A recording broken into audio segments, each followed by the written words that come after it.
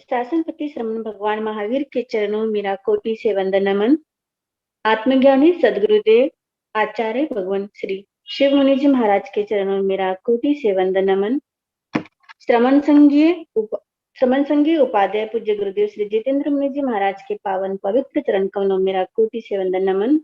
Online education के प्रणेता उपाध्याय भगवान श्री रविंद्र मुनि जी महाराज के चरणों में मेरा कोटि से वंदन नमन एवं ऑनलाइन आगम वाचन में विराजित समस्त साधु साधुवृंद को मेरा कोटि से वंदन नमन।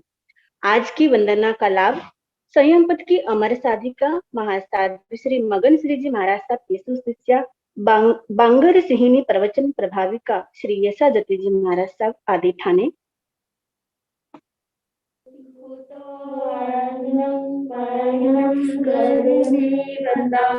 नमस्कामि सत्कारेमि सम्मानेमि कल्याणं मंगलम देव्यं देयं वदसां करेमि वन्दामि नमस्कामि सत्कारेमि सम्मानेमि कल्याणं मंगलम देव्यं देयं वदसां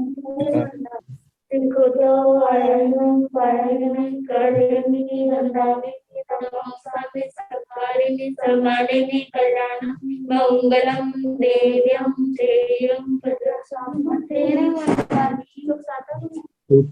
सुख साता है आप सबको। साता है आपको? हाँ जी, साता है भगवान। बहुत आगम वाचना में तपस्या के अंदर भाग लेने वाले सभी पूज्य साधुओं के नाम। दिव्य साधिका श्री रश्मि जी महाराज की शिष्या डॉक्टर शिव प्रज्ञा जी, महासाध्वी जगदीशमती जी महाराज की सुशिष्या दिव्य साधिका उपरवर्तनी महासाध्वी श्री रमेश कुमारी जी महाराज, प्रवचन भास्कर महासाध्वी संतोष कुमारी जी महाराज, तरुण तपस्विनी महासाध्वी श्री क्षमा जी महाराज, साध्वी श्री करुणा जी महाराज साहेब मथे नंदन मनन। नमो अरिहंताण, नमो सिद्धाण, नमो आयर्याण, नमो उवधायाण, नमो लोये सवकाहुणं, एसो पंच नमोकारो सब पाव कणासनो, मंगलानंत संदेशे बड़ मंग हवाई मंगलम।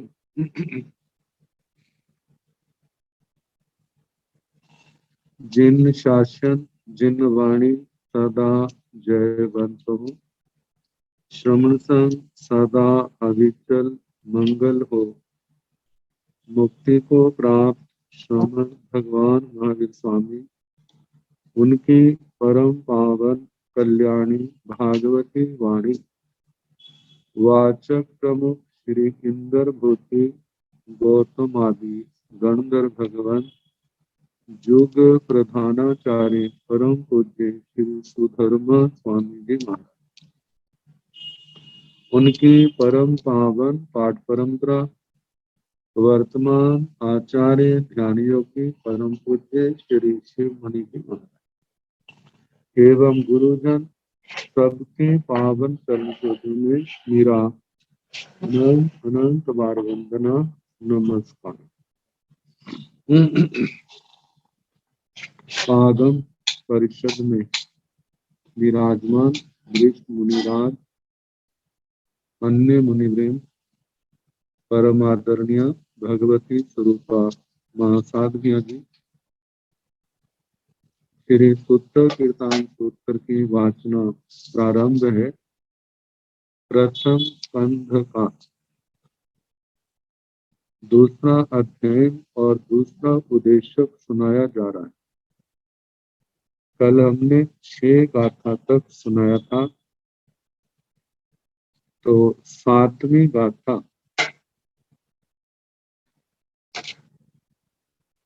बहु जन नमनमि संबुड़ो सबट्ठे ही नरे अनिश्चिये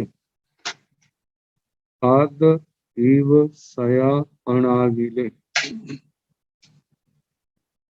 धम्मं पादुराकाशी कासवम्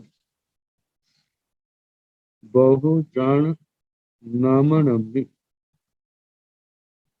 बहुजन नमने। ये धर्म के लिए आया है, बहुत लोगों के द्वारा जो नमनीय है, नमस्करणीय, वंदनीय, नमस्कार के योग्य, जो बहुत लोगों के द्वारा वंदनीय है। उस समय मतलब वह कौन? धर्म। धर्म बहुत बहुत लोगों के द्वारा वंदनीय है। तो कहा उस धर्म में संबुड़ो, समृत, उस धर्म को अपने अंदर समाये हुए, जिसके आत्मा के चारों ओर, आत्मा के रोम रोम में, प्रदेश प्रदेश में धर्म समाया है। ऐसी आत्मा निर्ग्रंथ निर्ग्रंथी, नरे, मनुष्य, साधक सब अच्छे ही, अनिश्चय सब अच्छे ही, जितने भी दुनिया के पदार्थ हैं, इंद्रियों के विषय हैं, उनमें अनिश्चय, अनिश्चित, अनासक्त, कोई चाहना नहीं, कोई लगाव नहीं, सोचता है इन संसार के पदार्थों से, इंद्रियों के विषयों से मेरा क्या प्रयोजन, मुझे इनसे कोई प्रयोजन नहीं। लेकिन जे इनका लगाव, इनके प्रति जो लगाव है, वह हमारे धर्म में अंतराय जरूर है। वह हमें अपने लक्ष्य से विमुख करने वाला है। इसलिए हमें इनकी ओर कोई ध्यान नहीं दे,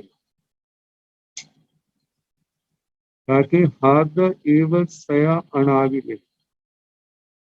वह मुनि, वह मुमुक्षु आत्मा, हाद एवं हरद, हरद के समान, सरोवर के समान, सया सदा, अनाविले, निर्मल, आविल, मल के लिए, मैल के लिए आता है, और न आविल, अनाविल मतलब निर्मल। जैसे शरद काल में बरसातें नहीं होती,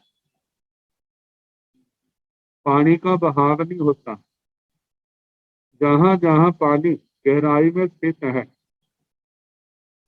वहीं पर वह पानी का कचरा किनारों पर आ जाता है, मिट्टी आदि वो जमीन पर तल भाग पर बैठ जाती है, पानी निर्मल हो जाता है।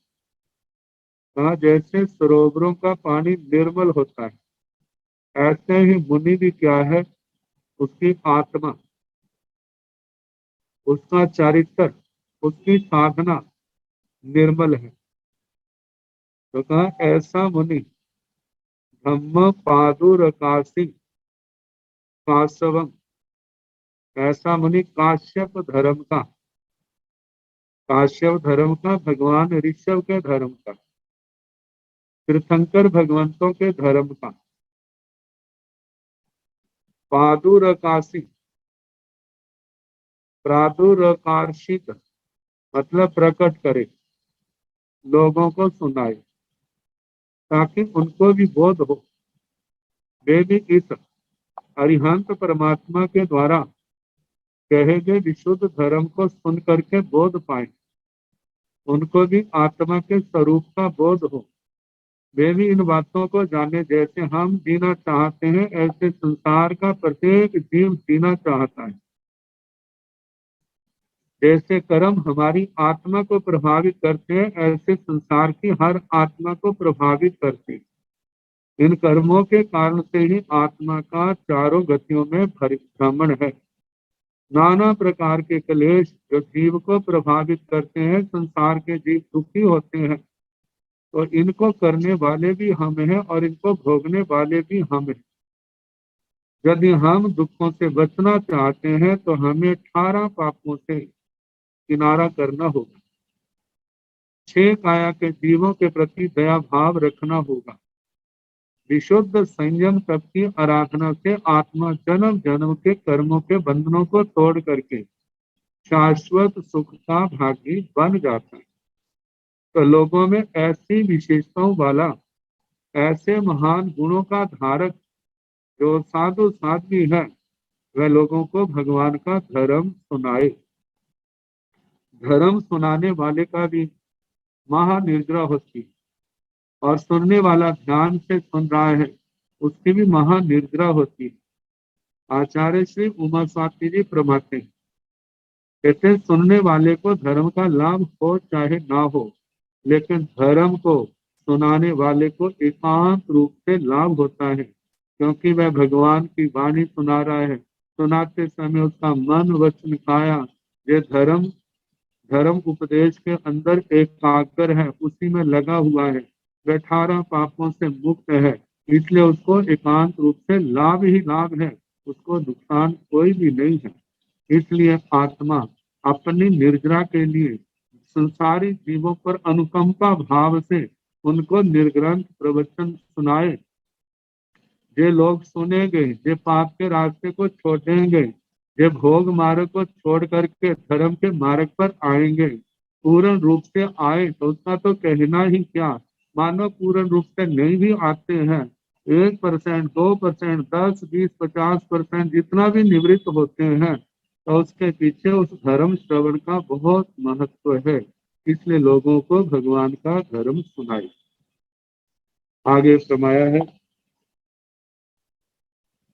बहवे पाणा पुडोसिया पत्यं समयं समीहिया जो मोण पदम उवठिये बिरतिं तत्थ आकाशी पंडिये।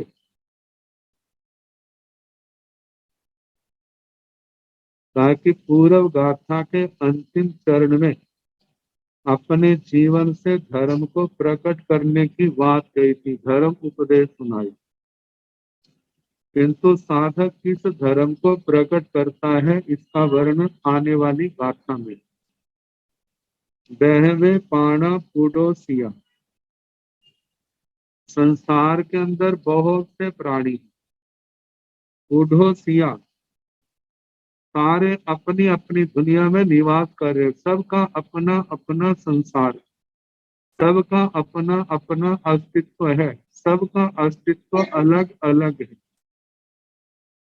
प्रत्येक समयं समीहिया, प्रत्येक प्राणी को समयं समभाव से समीहिया देख करके, समीहिया समीक्षा देख करके, विचार करके, जो मौन पदम उवठिये, जो मौन पदम, जो आत्मा मौन पदम उवठिये, संयम में मौन पद, मुनिर भावे मौनम, मुनि का भाव मौन, वह है जिसके अंदर, उसके लिए कहा मौन। मुनि जीवन जिसके कारण से वो मुनि कहलाता है, वह चर्या वे भाव, वह है जिसमें वह मौन पद उनका वर्णन किया है, जिस समय जिन शब्दों में, तो कहा जो मौन पदम उवठिये, जो मौन पद में उपस्थित है। बिरतिं तत्थ आकाशी पंडिये, पंडिये पंडित,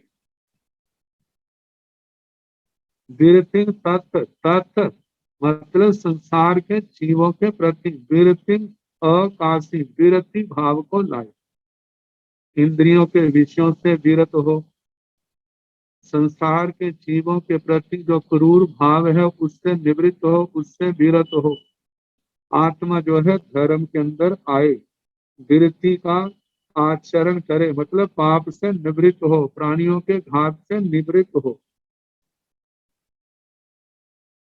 जिसमें है जीव दया पाले, किसी जीव का वध ना करे, छह काया के जीवों की रक्षा करे, ऐसा हर समय ध्यान रहे, ऐसा ध्यान रखे।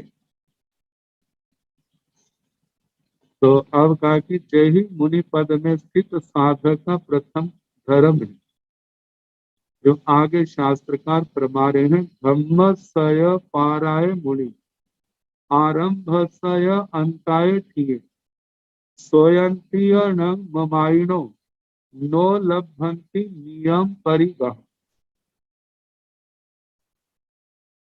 धम्मसय पाराय मुनि, धर्म, श्रुत धर्म और चारित्र धर्म, इस धर्म में जो पारगो, जो पारंगत है, इस धर्म का पारगामी है, इस धर्म में जो पारंगत है, इस धर्म का आचरण करने का जो अभ्यासी है, ऐसी जो आत्मा है, कहा कि वो मुनि, मुनि है। आगे कहा आरंभ से अंताय की, जो आरंभ के अंत में, आरंभ से दूर जो स्थित है, मतलब जिसके जीवन में संग्राम समारंभ आरंभ आदि जो कुछ भी नहीं पाया जाता, सबको छोड़ दिया है।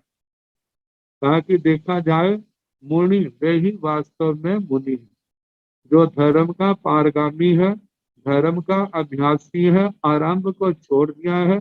आरंभ एक शब्द कहा, लेकिन इसके साथ साथ में उपलक्षण में सभी पापों का आ जाएगा, 18 पापों का त्यागी है। ताकि ऐसी आत्मा अपने धर्म में स्थित है, वह मुनि है। स्वयंतीय ममाइनो, ममाइनो,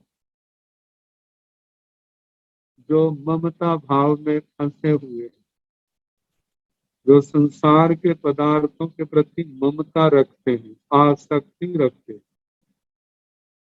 ऐसे जीव सोयंतीयन, वे शोक करते हैं, क्योंकि जिनके पीछे सारा जीवन लगा दिया, जितना परिग्रह है, जड़ है, चेतन है, परिवार है, रिश्तेदार है, धन दौलत आदि है, सारा जीवन इसके पीछे लगा दिया, धर्म के पास भी नहीं आए, धर्म का आचरण भी नहीं किया।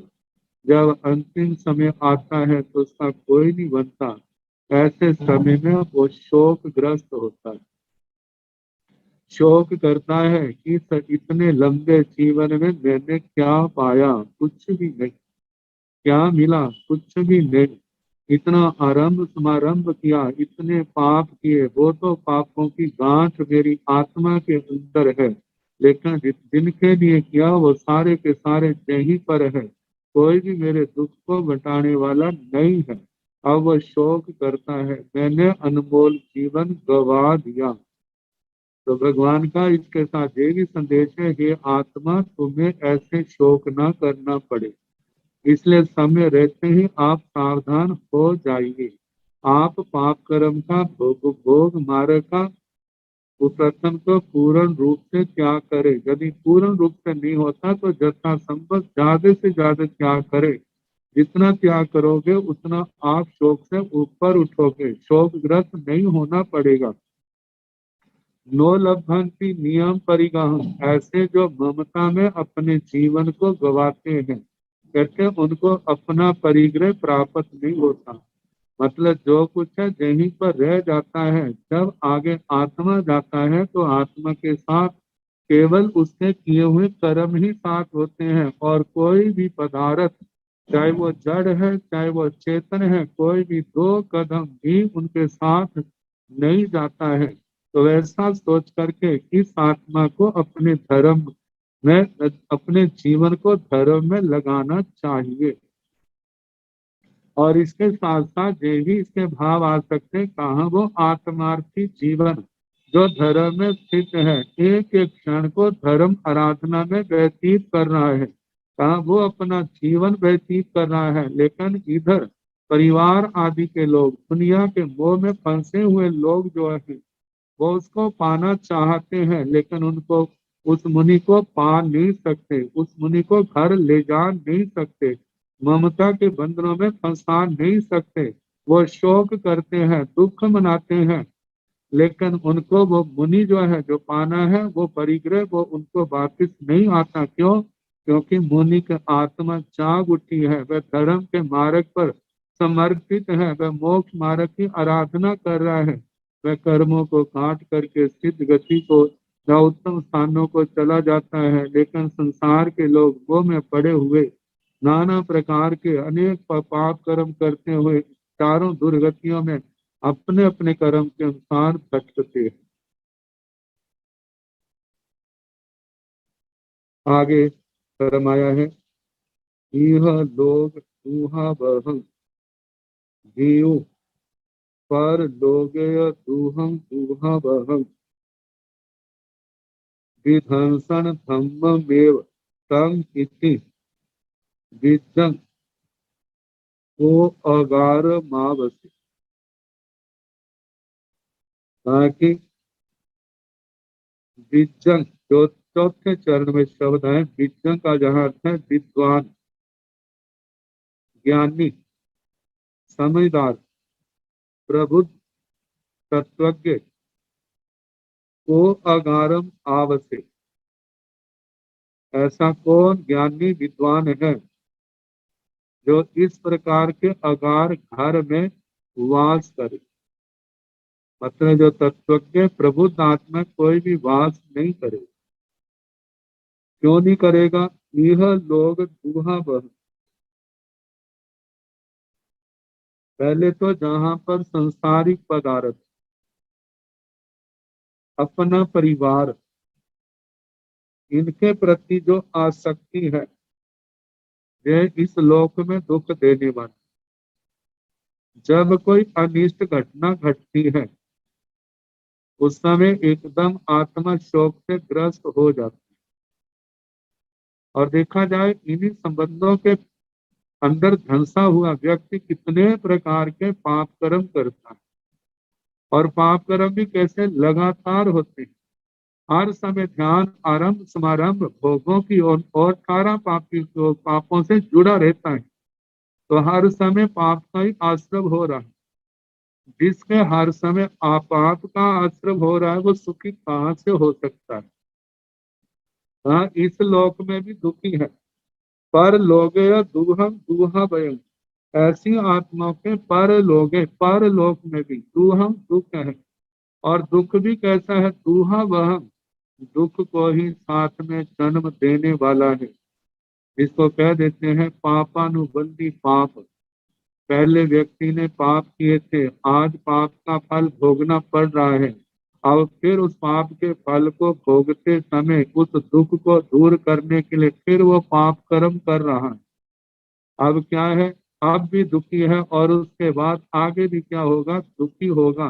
तो उनका दुख भी क्या है? दुखा वह, दुखों को ही बुलाने वाला, दुखों को ही साथ ले जाने वाला ऐसा दुख जहाँ इस लोक में है, वहां पर परलोक में भी ऐसा ही है।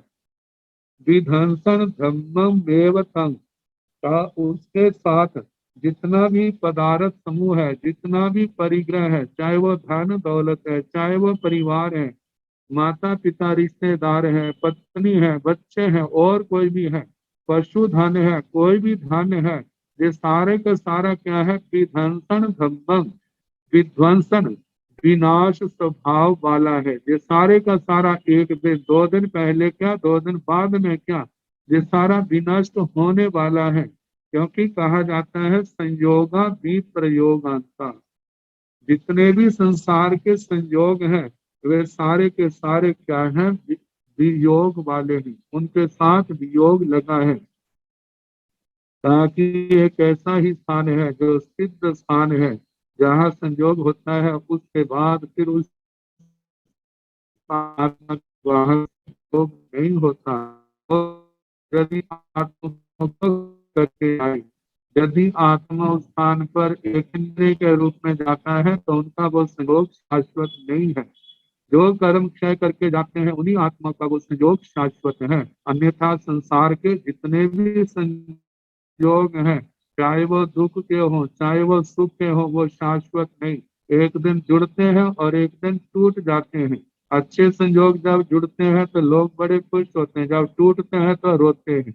जिस समय अनिष्ट संयोग जुड़ते हैं तो लोग रोते हैं, और जिस समय वो बिछुड़ते हैं तो क्या बड़े खुश होते हैं। लेकिन कहा रोना हंसना किस बात का, जो सारा अपने कर्मों का संसार है, अपने कर्म का फल है अच्छा और बुरा। तो प्रबुद्ध आत्मा यदि उनके जीवन में सुख आता है तो अपने विवेक को खोते नहीं, दुख आता है तो भी अपने विवेक को खोते नहीं, अपने समता भाव में रहने का अभ्यास करते हैं, प्रयास करते हैं। बताया है महवंग परिगोवंग जानिया जाविय बंधन पुयना इहम सुहु में सल्ले दुध दुरु थरे जियो मनता पय हिज संथवंग। लोगों का मिलना जुलना, बड़े प्यार से बातें करना, एक दूसरे की प्रशंसा करना, दुनिया के अंदर बड़ा अच्छा समय थे। लेकिन कहा जे मिलना जुलना, लोगों का परिचय विशुद्ध धर्म की आराधना करने में कितना बाधक होता है।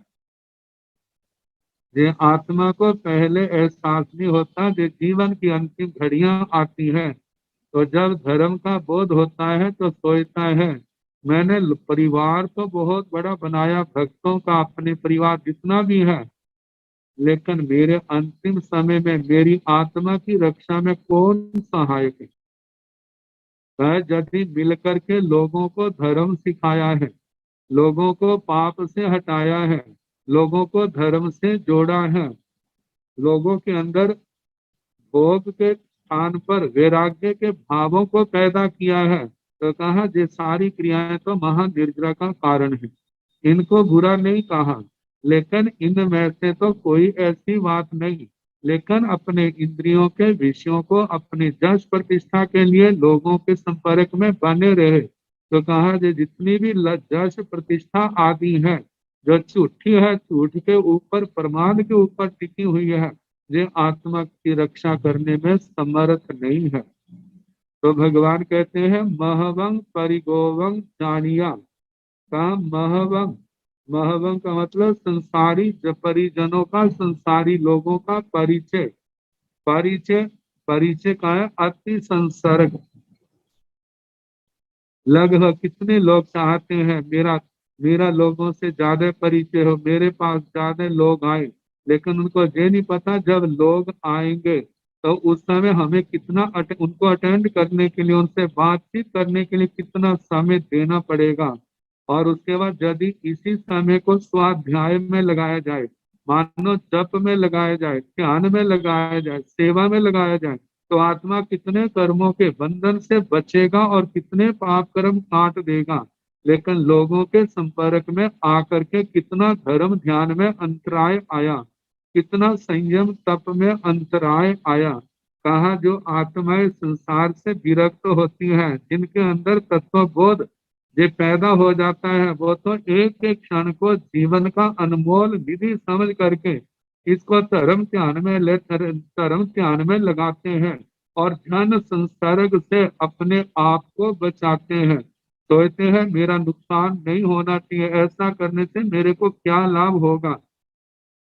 यदि कोई धर्म सीख के धर्म के मार्ग पर चले तो मैं हर समय उनको प्रेरणा देने के लिए, सिखाने के लिए तैयार हूँ।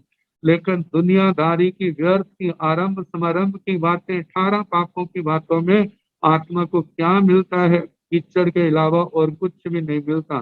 तो कहा जे महवंग, ये लोगों का अति संसर्ग जो है कैसा है, परिगोवंग, ये क्या है, परिगोप कीचड़ के समान है, दलदल के समान है। जानिया ये आत्मा इसको ऐसा जान करके जाविय बंधन पूर्ण इहंग, और इसके साथ में जाविय और जो इहंग, इस लोक में बंधन पूजना, बंधन और पूजन है। कहा कि लोग वंदना करते हैं, लोग पूजा करते हैं, लोग गुणगान करते हैं। कहते हैं, इस गुणगान का उनको तो लाभ हो सकता है, लेकिन जिसका किया जा रहा है उसको क्या लाभ है? उसको कोई भी लाभ नहीं है। तो इसलिए कहा जाता है इस वंदना पूजा की कोई कामना ना करना। जो इस वंदना पूजा के राग में पड़ जाते हैं, वो अपने आप को देखा जाए तो कितना बड़ा धोखा दे रहे हैं, कितना समय उनका व्यर्थ में जा रहा है। तो कहा कि ये वंदना, ये पूजा जो है, ये सारे के सारे क्या है? कीचड़ के समान है। ये सारे के सारे धर्म के अंतराय हैं। सूह में सल्ले दुरुद धरे, व्यक्ति सोचता इसमें क्या है, मैंने मोटे पापों को तो छोड़ ही दिया है। लेकिन कहा ये सूक्ष्म शल्य है, इन्हीं के चक्कर में जब फंस जाता है, इतना धंस जाता है, फिर उसके बाद जीव को जहां से निकलना, उन भक्तों का मोह जो है वीतराग मार्ग पर बढ़ने नहीं देता। हम विचार कर सकते हैं कि जिस समय गौतम स्वामी ने अपनी व्यथा कही, भगवान मेरे द्वारा दीक्षित साधु तो क्या हो गए, केवली बन गए, लेकिन मेरे को केवल ज्ञान क्यों नहीं हो रहा? कहा वीतराग आत्मा, कहा उनके प्रति जो स्नेह के बंधन है, जब वो केवल ज्ञान में बाधक बन सकते हैं, तो जो लोग स्वरा पापों के अंदर फंसे हुए हैं, उनके प्रति उनका परिचय हमारे को कहाँ से तारने वाला होगा? तो इसलिए कहा जाता है इस लोकेशना जस प्रतिष्ठा आदि से बच करके अपनी संयम की निर्दोषता पर ध्यान देना, स्वाध्याय के प्रति ध्यान देना, अपने समय को धर्म ध्यान में लगाना, संवर में लगाना, सोचना कितना मेरा सौभाग्य है, मेरे जीवन में साधु जीवन आया है। अब इस साधु जीवन का मैं सम्यक प्रकार से पालन करूं, ये मेरा कल्याण करने वाला है, जन्म जन्म के क्लेशों को नष्ट करने वाला है। इस साधु जीवन के पालन करने से मेरा ऊर्ध्वारोहण होगा।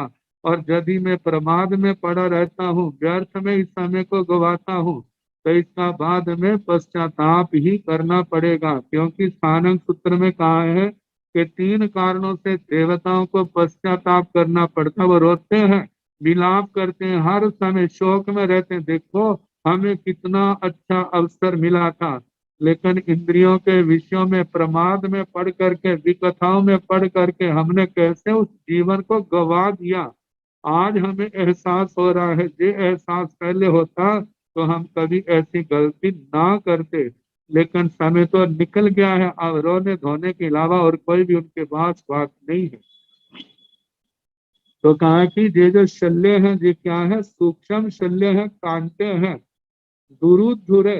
कहा कि जो चुभने के बाद इनको निकालना जब लग जाते हैं तो पहले दिखाई नहीं देते, दिख जाए तो उनको निकालना आसान नहीं होता, बड़ा मुश्किल होता है। कहा ये बातें छोटी छोटी होती हैं, लेकिन इनकी आलोचना करने में कितना जोर लगता है, और जो लगे दोष हैं उनको दूर करने में कितना प्रायश्चित करना पड़ेगा। तो पहली बात तो यही है, इनसे बचा जाए। मानो लग गए हैं तो अपनी आलोचना प्रायश्चित के द्वारा उनका शुद्धिकरण किया जाए। तो कहा जाता है जीवन की सार्थकता इसी में है, सफलता इसी में है। हमारा संयम तप पूर्ण रूप से, तो ज्यादा से ज्यादा क्या हो, निर्दोष हो, दोषों से मुक्त हो। इसलिए व्यू मनता पय हिज्जत संतवम, व्यू मनता विद्वान ज्ञानी तत्वज्ञ जो आत्माएं हैं, वे संतवंग पय हिज्जत, संतवंग संसार के इस परिचय का क्या कर दे, पय ही प्रजहियात, मतलब उनका परित्याग कर दे, उनको छोड़ दे। सोचे मैंने इनके लिए संयम नहीं लिया है, मैंने आत्म शुद्धि के लिए संयम लिया है। आत्म शुद्धि करूंगा, मेरी आत्मा शुद्ध होगी। जो जो लोग आएंगे मेरे को इनके पीछे नहीं भागना। ये मेरे पास आते हैं, धर्म बोध दो और अपनी धर्म साधना में लग जाओ। वो धर्म बोध पा करके धर्म करेंगे तो उनका उद्धार होगा।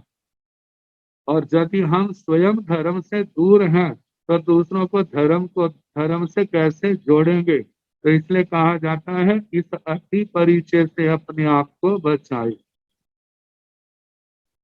आगे बताया है, अगली कुछ गाथाएं ऐसी हैं जिनका महामुनि महानिर्ग्रंथ जिनको हम कह सकते हैं जिन कल्प की साधना करने वाले, एकल विहार प्रतिमा लेकर के उग्र तपस्या करने वाले, बड़ा उत्कृष्ट श्रेणी का संयम पालन करने वाले, ऐसे महामुनियों का, महान आत्माओं का वर्णन। तो बताया जा रहा है, एगे चरे ठाण मासने शयने एगे समाहिये किया भिक्खु उबहान वीर्ये बई गुस्से अधत संबुरे। ताकि उबहान भिक्खु भिक्षु जो निर्दोष भिक्षा वृत्ति के द्वारा अपना संयम निर्वाह कर रहा, रूखा सूखा भोजन वो भी दिन में एक टाइम, और उसमें भी उनकी तपस्या, कभी उपवास का पारना है, कभी बेले का पारना है, कभी तेले का पारना, 4 दिन का, 5 दिन का, 6 दिन का, 7 दिन का, 15 दिन का, मास कमन का, ऐसे लंबी लंबी तपस्याएं। और पारने में भी क्या है, एक टाइम आहार लेना, वो भी सारे दोषों को टाल करके, और उसके साथ भी अभिग्रह ग्रहण करने। जितनी जितनी साधना ऊंची होती जाती है, ये तभी होती है जब आत्मा के अंदर शोक्षम भी हो, आत्मा के अंदर धैर्य भी हो, परिसय उपसर्ग सहने की क्षमता भी हो। ऐसे महासत्व साधक जो वज्र ऋषभ नाराज संघन के धनी है, ऐसे भिक्षु। ताकि उपहान वीर्य, उपधान वीर्य मतलब तप ही जिनकी शक्ति है, तप में ही अपना सब कुछ समर्पित है।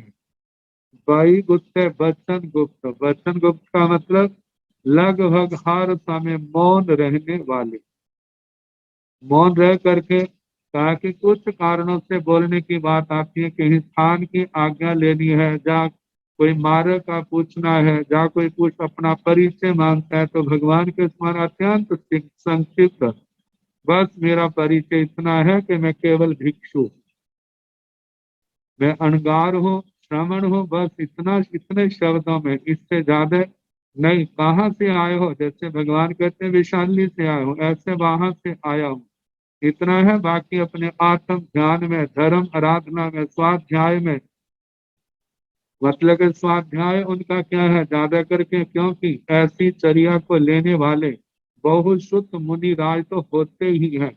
और उनके संबंध में कहा जाता है, इतना अभ्यास, शास्त्रों का अभ्यास है, जैसे टिप्स के ऊपर, उंगलियों के ऊपर सारे रटे हुए हैं, क्या क्या कौन कहाँ आता है, सूत्रों को सीधा पढ़ना है, उल्टे क्रम से पढ़ना है, वैसे शब्दों को आगे पीछे नहीं करना, लेकिन एक विधि लेकर के, जैसे एक गाथा से लेकर के आखिरी गाथा, शास्त्र की प्रथम गाथा से प्रारंभ किया है और आखिर गाथा तक पहुंच गए, फिर उसके बाद आखिरी गाथा को पढ़ा, फिर उससे पूर्व की, उससे पूर्व की, उससे पूर्व की, करते करते जो है पहली गाथा तक आ गए हैं। जिसमें कहा जाता है पहला पहला क्रम पूर्वानुपूर्वी के क्रम से कहा जाता है, दूसरा क्रम जो है पश्चानुपूर्वी से। ऐसे जो जितने ऐसे क्रम बनते हैं, जो क्रम बनाया है उसी लय से उनका उनका रिवीजन परिवर्तना करनी। कहा इससे जो है चित्त की एकाग्रता भी बनती है, संसार के ध्यान से बचा रहता है, नया नया चिंतन आत्मा के अंदर उभरता है, क्योंकि ध्यान में, चिंतन में जितनी पवित्रता होगी उतना संबर होगा, और जितना जोर लगेगा उतनी महान निर्जना भी होगी। क्योंकि रिवीजन तो उल्टा सीधा करने में दोनों प्रकार से हो जाता है, लेकिन जब उल्टे क्रम से पढ़ते हैं तो वहां पर चित्त को ज्यादा एकाग्र करना पड़ता है। जैसे देखते हैं, वैसे नवकार मंत्र की माला पढ़नी हो तो कैसे बिना उपयोग के भी चली जाती है, लेकिन जब अनुपूर्वी पढ़नी है तो उसमें तो अनुपूर्वी के अंदर ही ध्यान रखेंगे तो पढ़ी जाएगी, अन्यथा वो पढ़ना उसका संभव नहीं होगा। तो इसलिए कहा जाता है कि माला की अपेक्षा जो है अनुपूर्वी में चित्त की ज्यादा एकाग्रता होती है, और ज्यादा एकाग्रता होने के कारण वहां पर निर्जरा भी विशेष होती है। तो ऐसे मतलब कि ऐसे स्वाध्याय आदि कई गुत्ते मौन रह करके साधना करने वाले, बोलने का कोई इतना अर्थ नहीं, ज्यादा करके मौन ही रहते हैं, और ऐसे संग से अलग होकर के एकल विहार प्रतिमा धारण करते हैं। ताकि वो एकल विहार प्रतिमा भी ऐसी है। कहा कि यदि कोई अधिकारी मुनि है तो देखा, जब अपने परिवार में मेरे योग्य कोई दूसरा संत आ गया है तो अपनी जिम्मेवारियां उनको दे देते हैं। अधिकारी आचार्य आदि है, आचार्य आदि से आज्ञा लेकर के यदि आचार्य आदि एकल विहार प्रतिमा को लेने वाले हो तो उनके लिए कहा जाता है अपने स्थान पर दूसरे नए आचार्य बना करके अपनी जिम्मेवारी उनको समझा करके दे करके फिर संघ से आज्ञा लेकर के वो एकल विहार प्रतिमा लेते हैं। लेकिन कषाय से दुष्ट होकर के ऐसे नहीं लेते। तो कहा जो वचन से गुप्त है, आगे कहा अध्यात्म संगुण, जो मानसिक, जिनका मतलब के अपने आत्मा को अपनी आत्मा के अंदर लगाया हुआ है, अपनी आत्मा की संसार बहिर्मुखी नहीं है, आत्मा अंतर्मुखी है। जो भी उनकी क्रिया है, जो उनका चिंतन है, जो उनका वचन जोग है, जो काय जोग है, ये सारे का सारा आत्मा को केंद्रित करके है, आत्मा की शुद्धि को लेकर के है। ये संसार के स्वार्थ नहीं, संसार के समस्त स्वार्थों को छोड़ दिया है, लोकेशना को छोड़ दिया, कोई पदार्थ नहीं चाहिए।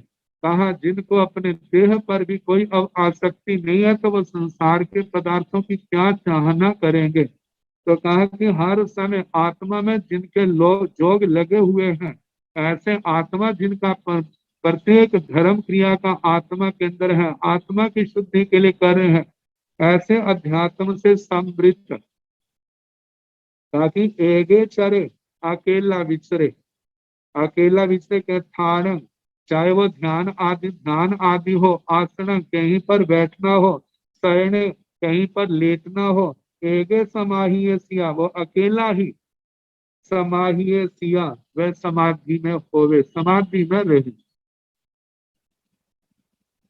समाधि भाव में रह करके इस प्रकार अपनी धर्म आराधना में विचरण करे।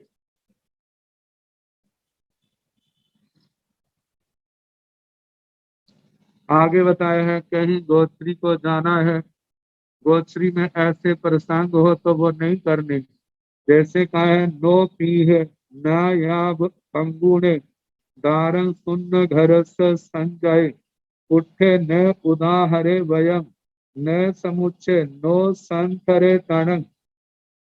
ताकि ऐसे जिन कल्प आदि उग्र साधना करने वाले महासत्व साधक नो पी है न याव पंगुण गारंग सुन घर से संजय, संजत ऐसी उत्कृष्ट कन्या वाले जो संजत साधु है, सुन्न घर से जो घर शून्य है, जहाँ पर कोई रहता नहीं है, शून्य है, कहा कि उस घर के दरवाजे को नो पी है ना तो बंद करे,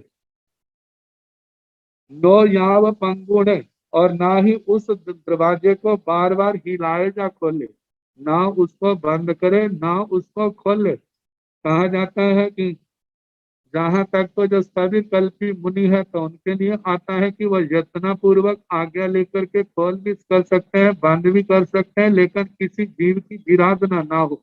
यदि ऐसा हो तो कर सकते हैं, लेकिन जिन कल्प एकल विहार प्रतिमा वाले महासत्व साधकों के लिए ऐसा निर्देश नहीं है, वो ऐसे ना दरवाजा खोलते हैं ना वो बंद करते हैं। तो कहा कि पुट्ठे न उदाहरण भयम, यदि कोई उनसे कोई संसार की बात पूछता है तो वो ऐसा कोई वचन नहीं बोलते जिसका उत्तर जसावद्य भाषा में है, मौन ही रहते हैं। तो कहा न समुच्चय, संसार के पदार्थों में, संसार के सुखों में किसी प्रकार अपना शरीर है, इंद्रियां है, मकान आदि है, उनके ऊपर जरा भी मूर्छा भाव आसक्ति नहीं। कहा कि अनुकूल है, कोई आसक्ति नहीं, मैंने आज ही तो रुकना है, कल चले जाना है। प्रतिकूल है, अरे एक दिन में मेरा क्या बिगड़ जाएगा, कुछ नहीं बिगड़ता, आज ही तो रहना है, कल को जहां से चले जाना है। मतलब अनुकूल है तो उसके प्रति आसक्ति नहीं, यदि अनुकूल नहीं है तो उसके प्रति जरा भी रोष भावना नहीं, समता में जीने वाले। नो संथरे तन, कहा कि उस मकान के अंदर वो प्रतिज्ञाधारी मुनि वे जिन कल्प, जिनकी ऐसी शैया के संबंध में है, यदि वह शैया विषी होगी, निर्दोष होगी तो मैं उसका प्रयोग कर लूंगा, यदि विषी नहीं है तो मैं वैसे ही उकड़ू आसन में जा खड़े होकर के ही क्या करूंगा, वहां पर निवास करूंगा, रात काट लूंगा, लेकिन इन बाहर के पदार्थों का सहारा नहीं लूंगा।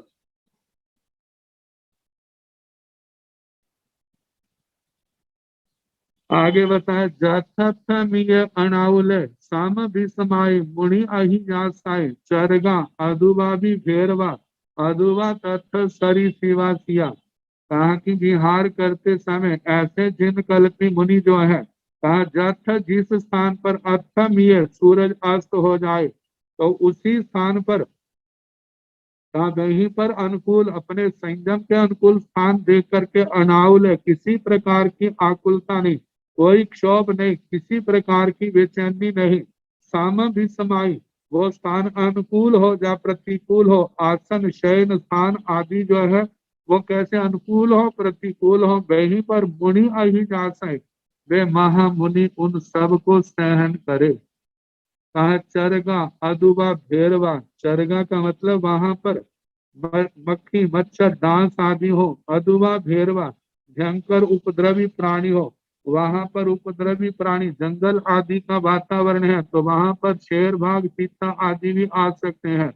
कोई भी ऐसे भयानक प्राणी आ सकता है, सर्प आदि आ सकते हैं। जहाँ वहां पर कोई दैविक उपद्रव हो, बाणव्यंतर आदि है, भवनपति आदि कोई उस स्थान पर रहने वाला हो तो कहा वो आकर के उसको उपद्रव उस मुनि को उपद्रव कर सकता है। अदुबा तथ सरीसृपासिया अथवा वहां पर सरीसृप सांप आदि जंतु हो, कहा वो रह रहे हो, उनके कारण से कोई भी परिसर उपसर्ग आए तो उनको समता से सहन करना। भगवान कहते हैं जैसे उत्तराधयन सूत्र के दूसरे अध्ययन में आया था, उस स्थान को छोड़ करके दूसरे स्थान पर नहीं जाना, क्योंकि ऐसे कल्प को उन्होंने स्वयं अपनी इच्छा से सहन किया ग्रहण किया है संघ की आज्ञा से कि मैं इस महासत्व साधक जिसको स्वीकार करते हैं मैं इसको स्वीकार करूंगा, सम्यक प्रकार से पालन करूंगा। तो कहा जब ऐसे उचड़ते भावों से लिया है और ये कल्प महान निर्जना के कारण है, कहा जब लिया है तो उनको समता भावों से पालन भी करे। और इनमें ऐसा भी आ जाता है कभी ऐसी साधना करने वाले के बल पराक्रम में कोई कमी आए, कोई व्याधि आदि आए, इसका पालन ना कर सके तो कहा जाता है फिर दो ही मार्ग रहते हैं, या तो वो आजीवन संसारा कर ले, यदि ऐसी स्थिति नहीं है तो पुनः वापिस संघ में भी वो आ सकते हैं। लेकिन कहा कि जानबूझ करके अपने जीवन को समाप्त करने का भगवान का निर्देश नहीं है, तो जिसमें आत्मा का लाभ हो वो काम करना चाहिए। तो इस प्रकार कहा कि ऐसी उत्कृष्ट चर्या वाले साधक जो है कोई भी परिचय आता है तो उनको समता से सहने का प्रयास करे। तो अब इसके आगे 15वीं गाथा आएगी, उसका कल जैसे अवसर होगा कराने का प्रयास किया जाएगा। नमो अरिहंताण नमो सिद्धाण नमो आयर्याण नमो ओगध्यायान नमो लोये सौसाहुण एसो पंच नमोकारो सब पाव प्रसनो मंगलानंत संदेशी परमं हवै मंगलम